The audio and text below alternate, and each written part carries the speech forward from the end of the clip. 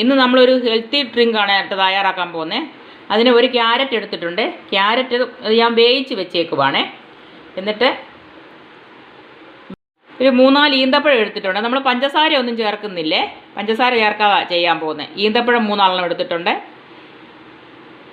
ഒരു ഗ്ലാസ് പാല് ഇത്ര എടുത്തിട്ടുണ്ട്. ഇതൊന്ന് മിക്സിയിൽ ഇതൊന്ന് അടിച്ചുകൊണ്ട് വരാം, മിക്സിയിലിട്ട് കേട്ടോ. അടിച്ചുകൊണ്ട് വന്നിട്ട് കാണിക്കാം. ഈന്തപ്പഴം പിന്നെ പഞ്ചസാര നമ്മൾ ചേർക്കുന്നില്ലെന്ന് പറഞ്ഞല്ലോ. ഈന്തപ്പഴം നമ്മൾക്ക് അയൺ കുറവുള്ളവർക്കെല്ലാം നല്ലതാണ്. ബ്ലഡ് ഉണ്ടാകും. രക്തക്കുറവൊക്കെ ഉള്ളവർക്ക് പിന്നെ ഈന്തപ്പഴം കഴിച്ചാൽ മതി. ഡെയിലി 2-3 വെച്ച് കഴിക്കുകയാണെന്നുണ്ടെങ്കിൽ നമുക്ക് നന്നായിട്ട് ബ്ലഡ് ഉണ്ടാകും. അതുപോലെ തന്നെ പ്രതിരോധശേഷി വർദ്ധിക്കും. പിന്നെ ക്യാരറ്റും അതുപോലെ തന്നെയാണ്. ക്യാരറ്റിനകത്തിലും ഒരുപാട് പോഷക ഗുണങ്ങൾ അടങ്ങിയിട്ടുണ്ടല്ലോ. ഇതിനകത്തിലും പിന്നെ ഈന്തപ്പഴത്തിനകത്ത് ഒരുപാട് ന്യൂട്രിയൻസ് അടങ്ങിയിട്ടുണ്ട്. ഇത് ഡെയിലി 2-3 വെച്ച് നമ്മൾ കഴിക്കുകയാണെന്നുണ്ടെങ്കിൽ നല്ല രക്തപ്രസാദം ഉണ്ടാകും.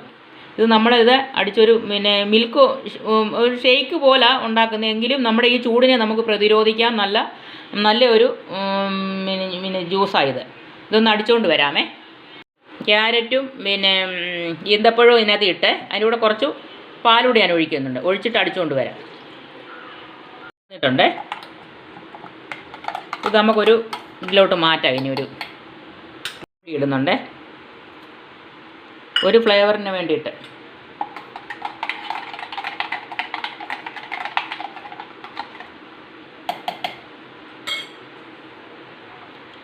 ഇതിലോട്ട് ഒഴിക്കുവാണേ.